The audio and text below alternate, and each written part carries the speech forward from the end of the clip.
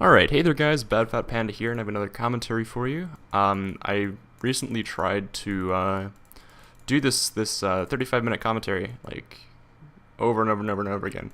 But every time either a car alarm went off, the sound screwed up, I don't know. It was just an array of misery. So I decided to switch things up and go for a shorter replay, and then after this I'll probably go for another, like a TBT or a TvZ off of TvZ's replay pack.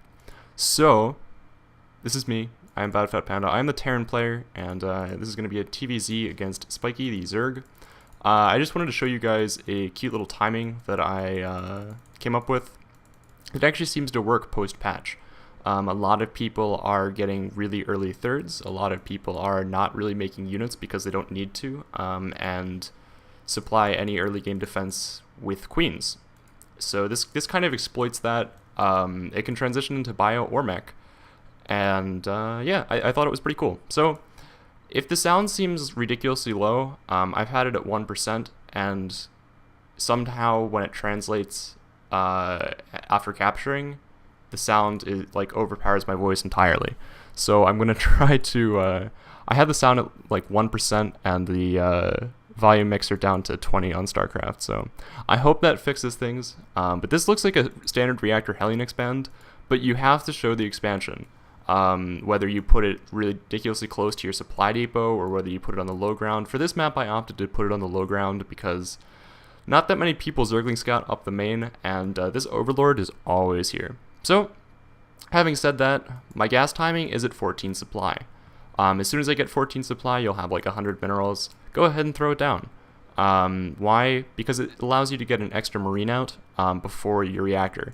This is a little bit safer than the just the 13 gas reactor expansion version, because you're sitting on 2 marines for a while. And the reason I kind of favored this build is because I just kept getting rolled by Rochallins. I would just lose so many SCVs regardless of if I had a bunker or not, and regardless of where I was following it, it was just not fun. So I decided to get a couple Marauders out after these 3 Marines, keep going with the Reactor Hellions, and just push.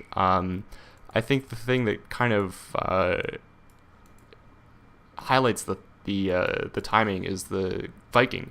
So I make a Viking before I make the Banshee. The Viking serves 2 purposes. One, to kill these Overlords. You have to know Overlord spots. They're really common. They're usually the same on any given map, regardless of who the player is. So just go check around a little bit. You can poke around with Marines, see if they're hiding somewhere, or just get vision with the Watchtower, see if you maybe see a stray one. But Vikings are actually ridiculously good at picking off Overlords, because there's generally not mutas out at 7 minutes. Unless, I don't even think, if you go 1 base muta, they come at like 8 minutes-ish.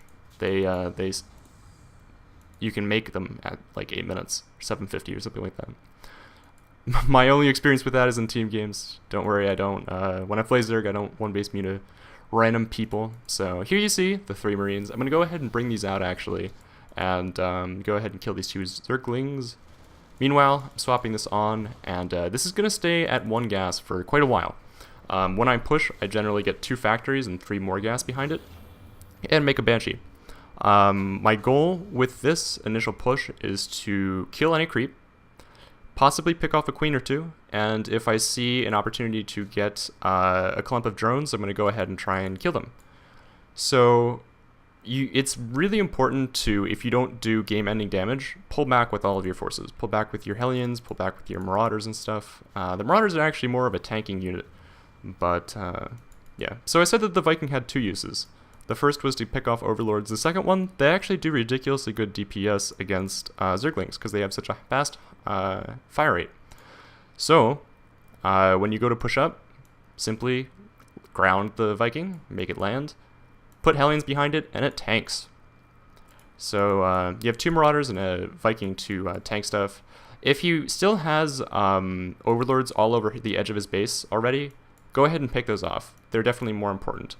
Because you want to supply block your opponent for as long as possible, that way he can't produce oh shit units.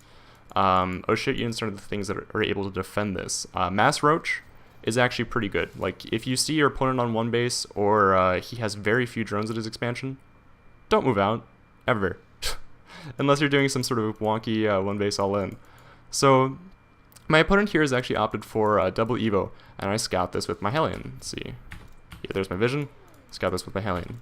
Click on them, see that they're Evo chambers, and I say, okay, time to go win. And even if this doesn't win you the game, it'll set you up in a really, really, really good position. Most of the time. You can transition out of it really well, and this Banshee follow-up actually ends up able to kill a queen or two.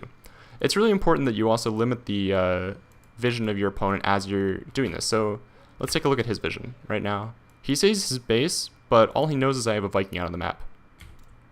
Go back to everyone, and so here. I'm pushing with 2 Marauders, second one coming over there, 8 Hellions, landed Viking, 3 Marines. Doesn't seem like that much, but a lot of people are playing really greedy. Look at this macro hatch, alright? This is before he really has any units out on the map. He has 5 Zerglings, 3 Queens, and a Spinecrawler. And yeah. So I go ahead and put the choke here. I position my Marauders a bit forward, and then I have my Hellions in the back. Now I want the Marauders to target fire the Spinecrawler when I go ahead and pick off any drones that may appear. Meanwhile, I'm rallying Hellions in, and I'm getting this Banshee. He's floating down. I have another factory coming up, and third gas, actually. Not sure why I didn't put down the 4th gas. I guess I just wanted to be able to continue Hellion production. I'm floating a bit of gas right here. I should probably put down double armories and another factory, because I will transition into mech after this, especially with the Hellion retention that I have so far. But this is just, like, it's not overcommitted. It's not any sort of 2-base all-in. Like, I'm still, at this point, we're about even on Harvesters, considering that I have Mules, and I've been making them the entire game. After this, if you want to know how I follow this up, this is actually what I wanted to show initially, but unfortunately I had so much problems doing the replay. I'm going to probably do that in two videos.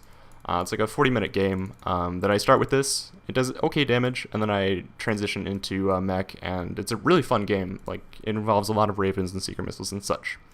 So I get a Raven to pick off creep after this. I throw down 2 more armories, get a 3rd base, and throw down 2 more factories, 2 armories, a 3rd base, and a Raven. So it sounds like a lot of gas, but you're kind of stockpiling it, because the only unit you're making right now is Hellions. So a lot of drones right there. Alright, I hope you guys enjoyed. Peace out. I will catch you guys later. I'll probably have a video up, I would say again on Wednesday. This is going to come up on Monday.